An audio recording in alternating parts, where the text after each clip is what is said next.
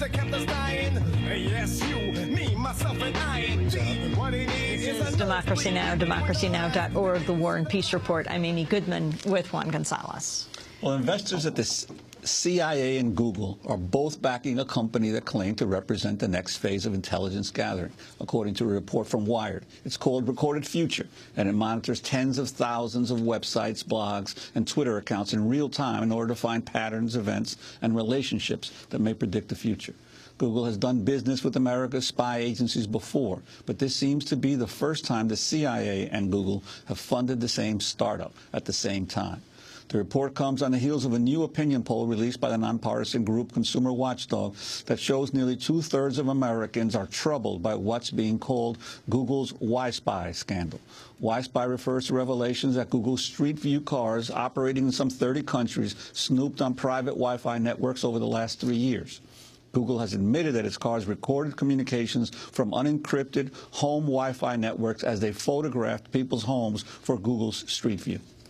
Well, for more, we're joined now by two guests. Here in New York, Noah Shachtman's with us. He's contributing editor at Wired magazine and editor of its national security blog, Danger Room, where he broke the story about Google and the CIA both investing in Recorded Future. And we're joined in Los Angeles by John Simpson, director of Consumer Watchdog's Inside Google project. He's calling for congressional hearings into the Google Wi-Spy scandal. We welcome you both to Democracy Now! Noah, let's start with you. Just lay out what this relationship is. There may be people who don't even know that Street View of Google, that you can go down the streets of New York, San Francisco, Los Angeles, and see people's houses. And what else did they record? Right. So, Google, we sort of make an implicit bargain with Google, right? Google, reads our email to deliver advertisements. They look at how we're traveling from point A to point B as we use Google Maps. They look at our searches as we use Google Search. So they read all that information, but we make a bargain with them that they're not going to do anything too bad with it, that they're going to observe their "don't be evil" mantra. And that's why this latest business arrangement is kind of troubling. John Simpson, go further with the Street View and what you found with Wi-Spy. Well, sure. What most people, I think, realized was that indeed these trucks, vans, were taking photographs, but it then developed that they were recording data from open Wi-Fi networks and gathering other information about Wi-Fi networks as they went along.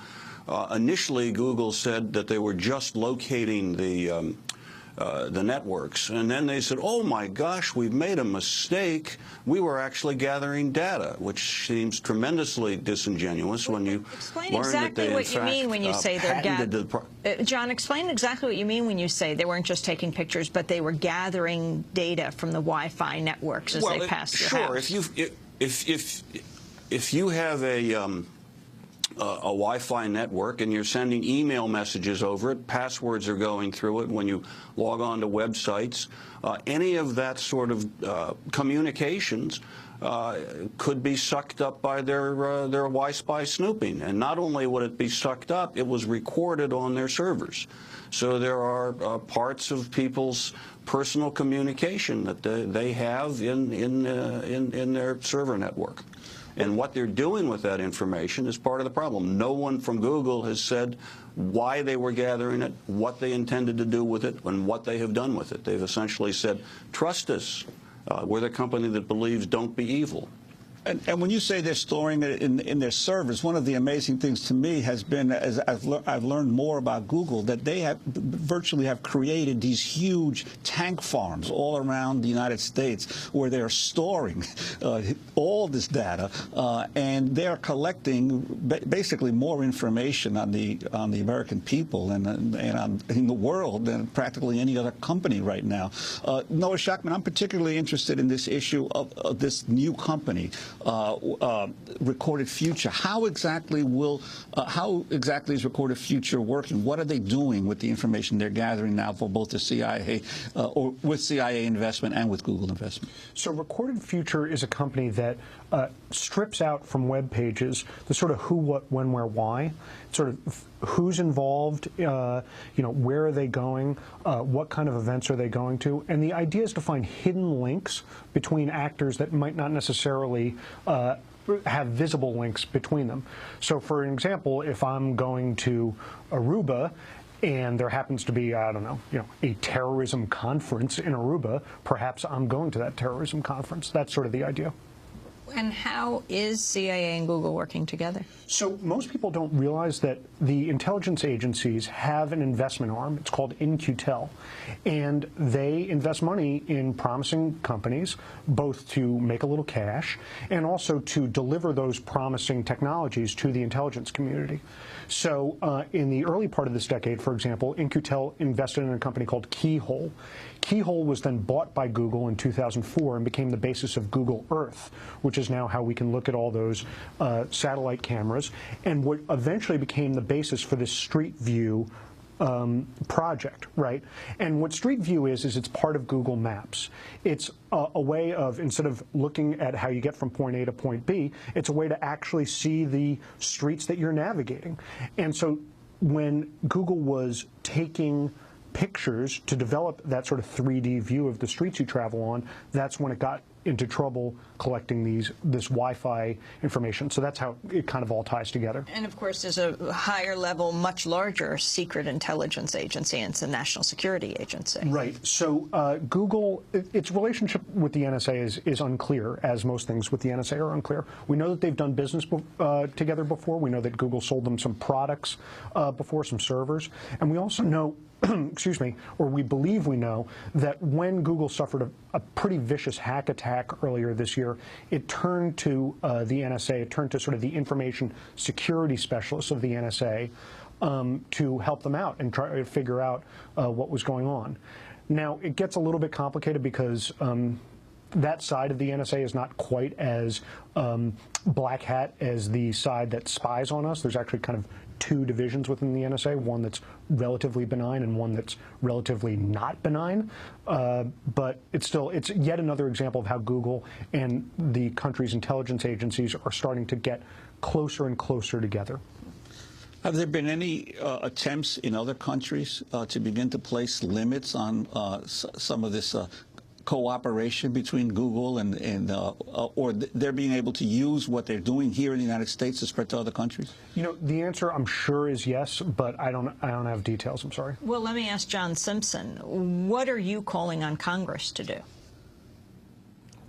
Well, we want to know exactly what Google was trying to do when it sucked up all this personal communications when it was doing the Y-spying. And we're also very concerned about precisely the nature of this growing relationship between our intelligence agencies and Google. And we think that both of those things need to be a subject of a hearing.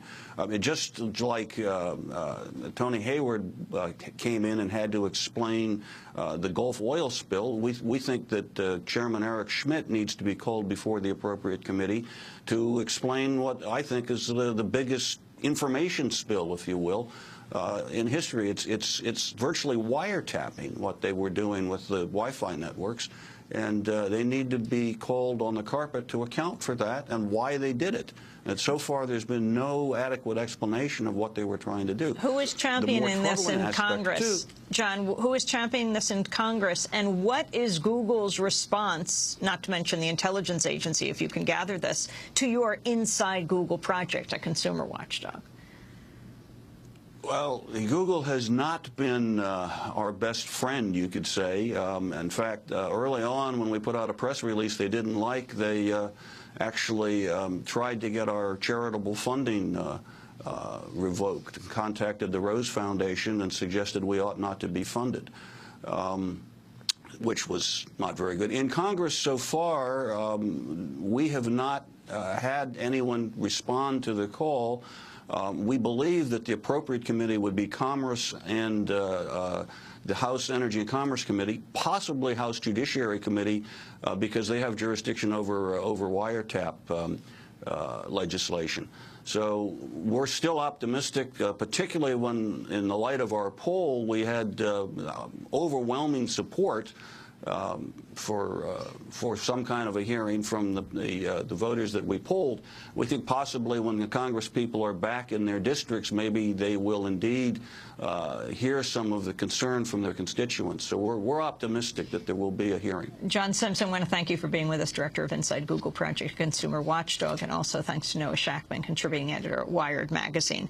White House visitor logs showed that Alan Davidson, Google's Director of Public Policy and Government Affairs, has had at least 3 meetings with officials of the National Security Council since the beginning of last year. And John Simpson also has written that based on today's Washington Post series, it appears Google holds classified U.S. government contracts to supply search and geospatial information to the U.S. government. That series they did last week. That does it for the broadcast. I'll be speaking tomorrow in Columbus, Ohio at noon. Go to our website, check it out. Democracy Now! Produced by Mike Berkshire from Dr. Deuce, Anjali Kamat, Steve Martinez. I'm Amy Goodman, and with Juan Gonzalez.